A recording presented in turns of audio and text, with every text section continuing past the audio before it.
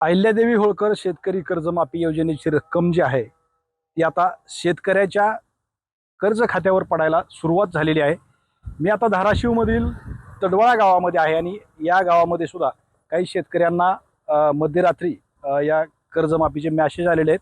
नेमकं कशा पद्धतीने मेसेज आलेत आणि त्यांचं कर्ज किती होतं हे आपण जाणून घेऊयात। तुम्हाला तुमचं कुठल्या बँकेचं कर्ज होतं? बँक ऑफ महाराष्ट्राचं होतं। गावातलं? हो, गावातलंच, कसबी तेवढी गावातलंच बँक ऑफ महाराष्ट्राचं होतं आणि 91,000 रुपये टोटल कर्ज होतं। ते व्याजासकट 126 होतं व्याजासकट। मग ते काल रात्री मेसेज पडला की पूर्ण नील झालंय म्हणून कर्ज, पीक कर्ज। व्याज असेल किती म्हणले? 1,26,00,000। आणि कसा मेसेज आला, काय मेसेज आला दाखवतो तुम्ही? मेसेज मला आलेला बँक ऑफ महाराष्ट्राचा, 1 मिनिट दाखवतो मी। कधी घेतलं होतं तुम्ही कर्ज? 2022-23 ला। बर, 2022-23 ला घेतलेलं होतं। काय मेसेज आहे? आता अशा प्रकारे हा मेसेज आलेला आहे मला। ही अशा पद्धतीचा शेतकऱ्यांना जे आहे ते मेसेज आलेले आहेत आणि त्यांचा बॅलन्स जे आहे कर्जाचा बॅलन्स 0 दाखवतंय अकाउंट यांचं। यांचं कर्ज जे आहे शेतकऱ्यांचं, यांचं कर्ज 91,000 91,800। हा, तर तो ते अकाउंट जे आहे ते टोटल 0 दाखवतंय। यांना रात्री उशिरा मेसेज आलाय। हो। आणि आता तुम्ही उद्या बँकेत जाणार, काय गेलते का? आता आज तर सुट्टी, काल आज 2 दिवस सुट्टी असल्यामुळे गेलेलं नाही। आता उद्या जाणार बँकेत।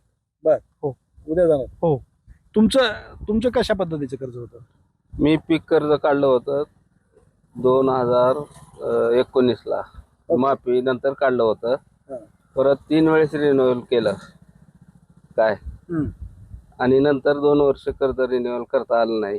पावसामुळे पीक गेलं काय, त्याच्यामुळं थकबाकी कर्ज गेलं आणि आता कर्जाची माफी मिळालेली आहे। किती कर्ज होतं तुमचं? माझं 1,15,000 रुपये आता कर्ज होतं टोटल। 1,15,000 रुपये। आणि त्यात तुमचा आता माफीचा मेसेज किती आला तुम्हाला?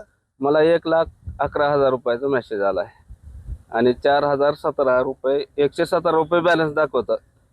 म्हणजे ते 4,117 रुपये तुमच्या त्या कर्जाच्या अकाउंटला दाखवतंय, बॅलन्स दाखवतं। बर, त्याच्या संदर्भात आता तुम्ही उद्या जाऊन बँकेमध्ये? हा, 2 दिवस सुट्टी असल्यामुळे मी बँकेत गेलो नाही। आता उद्या जाऊन बँकेत चौकशी करणार आहे। बर, आणि किती शेत आहे तुम्हाला? मला 3 एकर शेती आहे। दुसरा काय व्यवसाय नाही? नाही, शेतीच आहे।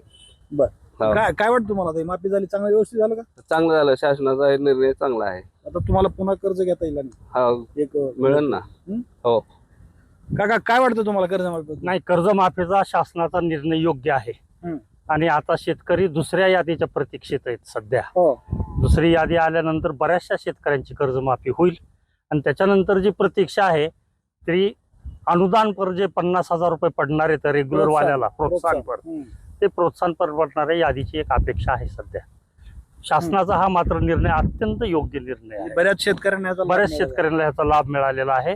जे काही वंचित शेतकरी राहिले होते, जे पीक भरू शकत नव्हते, पावसा पाण्यानं पीक गेलेलं होतं, उत्पन्न आलं नव्हतं, अशा शेतकऱ्यांना हा मोठा दिलासा आहे। तुमचं आहे का कर्ज? हे पण नावच नाही ना यादीत। म्हणजे आता आणखी यादी लागायची ना? लागायची, लागल्यानंतरच करणार ना, तोपर्यंत काय करणार आहे? बर, ही अशी परिस्थिती आहे। काही शेतकऱ्यांची नावं यादीमध्ये नाहीत, तर काही शेतकऱ्यांना कर्जाची रक्कम जी आहे ती त्यांच्या खात्यावर जमा झालेली आहे, तर काही शेतकऱ्यांना रक्कम जमा झालेली आहे, परंतु त्यामध्ये काही जी उर्वरित अमाऊंट जी आहे त्याबद्दल शेतकऱ्यांची संभ्रम अवस्था आहे। मात्र बँकांनी याआधीच सांगितलंय की बाबा उर्वरित रक्कम जी आहे ती आम्ही शेतकऱ्यांची भरू, त्यामुळं शेतकऱ्यांनी अडचणीत राहण्याचं किंवा शंकेत राहण्याचं कारण नाही।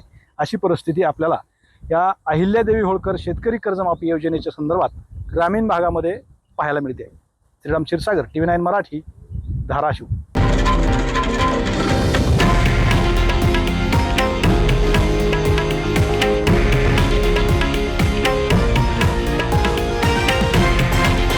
हे आहे देशातील नंबर 1 न्यूज नेटवर्क आणि आपण पाहत आहात TV9 मराठी, एकमेव।